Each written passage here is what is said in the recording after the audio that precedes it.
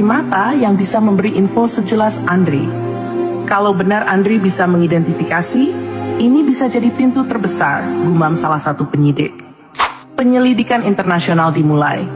Pihak KBRI Kamboja, Interpol, dan Polda Metro Jaya mulai koordinasi.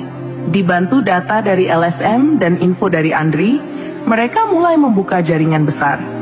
Hasil awal mengerikan. Sindikat ini mengoperasikan lebih dari 15 rumah penyekapan di Kamboja, 1 di Laos, dan beberapa transit di Myanmar. Mayoritas korban adalah warga Asia Tenggara, termasuk Indonesia, Vietnam, dan Filipina. Andri bukan satu-satunya, tapi ia adalah satu dari sedikit korban yang selamat dan mampu bicara. Sosok Kak Rian di Indonesia. Namun, ada yang lebih mengagetkan. Dalam data yang Andri lihat, ada satu nama yang muncul berkali-kali. Rian, seorang pria Indonesia, disebut sebagai koordinator rekrutmen dari Jabodetabek. Polisi langsung menyelidiki dan akhirnya menemukan akun-akun palsu yang dipakai menyebar link lowongan kerja palsu. Semua akun itu terhubung ke satu IP, sebuah warung internet kecil di daerah Cengkareng. Setelah diintai berhari-hari, pria muda berusia 26 tahun bernama Rian akhirnya ditangkap. Di ruang tahanan, Rian terlihat santai. Awalnya ia mengelak, tapi setelah polisi menunjukkan foto-foto, data bank, dan pengakuan korban, ia tak bisa berkutik. Gue cuma dikasih kerjaan, bang.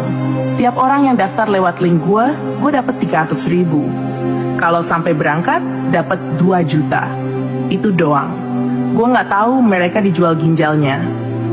Namun data transfer di rekening Rian menunjukkan transaksi puluhan juta rupiah dari akun luar negeri. Gak tahu bukan lagi alasan. Ia dijerat dengan pasal perdagangan manusia lintas negara. Ancaman balik dari sindikat. Seminggu setelah penangkapan Rian, Andri menerima ancaman lewat nomor asing. Pesannya singkat, "Diamlah kalau kau masih ingin hidup." Andri gemetar. Ia langsung melapor ke polisi. Pihak LSM pun akhirnya memindahkan Andri ke rumah aman, tempat perlindungan sementara. Ia dijaga ketat, tapi ketakutannya tak bisa hilang. Gimana kalau mereka datang ke keluargaku? Bisiknya pada petugas. Mereka tidak sendiri. Tak disangka, beberapa korban selamat lainnya mulai muncul ke permukaan. Ada yang ditemukan di rumah sakit di Kamboja, ada yang melapor setelah dibebaskan oleh warga lokal. Mereka semua punya cerita serupa. Dijanjikan kerja, dibius, disekap, lalu diambil organ tubuhnya. Satu korban, bernama Vina, 22, TKW asal Indramayu, kehilangan 2 ginjalnya dan kini hidup dengan cuci darah seumur hidup. Serangan balasan internasional atas laporan gabungan dari Indonesia, Vietnam, dan Thailand akhirnya dilakukan serangan bersama pada beberapa lokasi rumah penyekapan. Mei Ling, wanita yang dulu memerintahkan Andri bekerja di komputer, tertangkap.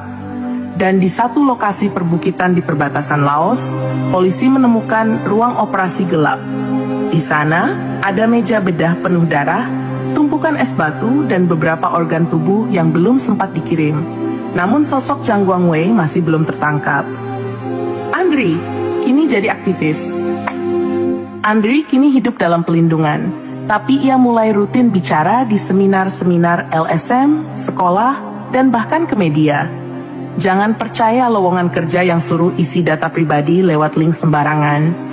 Jangan langsung percaya janji gaji besar. Saya korban hidup dari sindikat perdagangan organ internasional. Ia bicara, meski tubuhnya masih trauma, karena ia tahu, kalau ia diam, mungkin tak ada yang akan selamat berikutnya. Sahabat semua, kisah ini bukan hanya tentang Andri, tapi tentang betapa rentannya kita semua terhadap jebakan kejahatan yang terlihat seolah-olah peluang. Semoga kisah ini bisa menjadi peringatan bagi kita semua untuk selalu waspada dan lebih berhati-hati dalam mencari pekerjaan, apalagi yang berasal dari internet. Jika video ini bermanfaat, jangan lupa untuk like, komen, dan subscribe channel ini agar kamu nggak ketinggalan cerita-cerita nyata lainnya yang bisa membuka mata dan hati kita semua. Bagikan juga ke orang-orang terdekatmu, agar mereka pun tahu bahayanya sindikat kejahatan seperti ini.